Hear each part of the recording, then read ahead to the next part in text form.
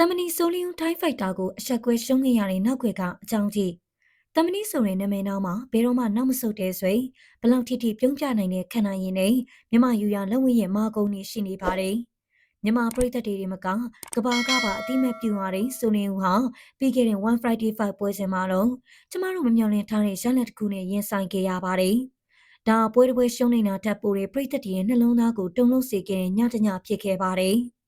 ပွဲစားကလေးကဆိုလင်းဦးဟာသူ့ရဲ့ထုံးစံအတိုင်းပဲကတ်ကိုတိတ်မပူပဲရှေ့ကိုတိုးခဲ့ပါတယ်။ပြိုင်ဘက်တိုင်းဖိုက်တာဝိုင်ယာပွန်ကတော့ဒါကိုကြိုတင်ပြင်ဆင်လာပုံရပါတယ်။သူဟာဆိုလင်းဦးရဲ့ခိုင်မာတဲ့ကိုယ်တွေကိုတိုက်ခိုင်မြဲဆောင်အမြင့်ခံချက်တွေနဲ့အခွင့်အရေးကိုစောင့်ခဲ့ပါတယ်။ပထမချိန်မှာတင်ဆိုလင်းဦးရဲ့ဦးကောင်းကိုဝူရာပုံရဲ့ပထမဆုံးအမြင့်ခံချက်ထိမှန်သွားပါတယ်။ဆိုလင်းဦးကတော့ထုံးစံအတိုင်းပြုံးပြပြီးဘာမှမဖြစ်ဘူးဆိုတဲ့ပုံစံနဲ့ရှေ့ကိုထပ်တိုးခဲ့ပါတယ်။ဒါပေမဲ့စက္ကန့်ပိုင်းအတွင်းမှာပဲဒုတိယမြောက်ပြင်းထန်လို့နဲ့အမြင့်ကန်ချက်က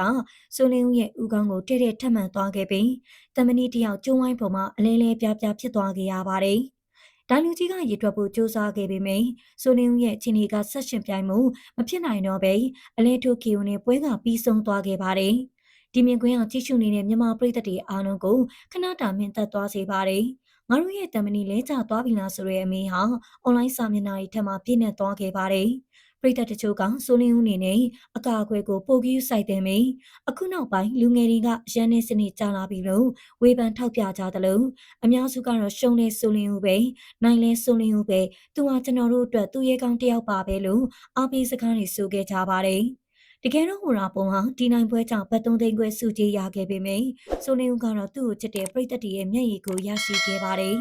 အောင်မြင်မှုဆိုတော့အမြဲတမ်းမြင်းဖြောင်တိုင်သွားတာမဟုတ်ပါဘူး။ရှုံးနိမှုဆိုတော့အာတင်လာမှုအတွက်ခဏတာနာကိုကျင်းသာဖြစ်ပါတယ်။ဆိုလင်းအတွက်ဒီပွဲဟာနာကျင်စရာသင်ခန်းစာတစ်ခုဖြစ်နိုင်ပေမယ့်ဒီတရားတွေကပဲသူ့ကိုပုံမမာကြောတဲ့တမဏိတစ်ခုဖြစ်လာစေမှာပါ။လဲချောက်တော်တဲ့တမဏိဟာပုံမတောင်တင်းတဲ့ပုံစံနဲ့ကျုံဝိုင်းထဲကိုပြန်လာမှာကိုကျမတို့ပြည်သက်တွေကယုံကြည်စွာနဲ့စောင့်မျှော်နေမှာပါ။အတင်ထားပါဆိုလင်းဦးတင်အောင်မြမလူဝိလောကရဲ့မမိမ့်နိုင်တဲ့ကျဲပွင့်တစ်ပွင့်ဖြစ်နေစေပါပဲ။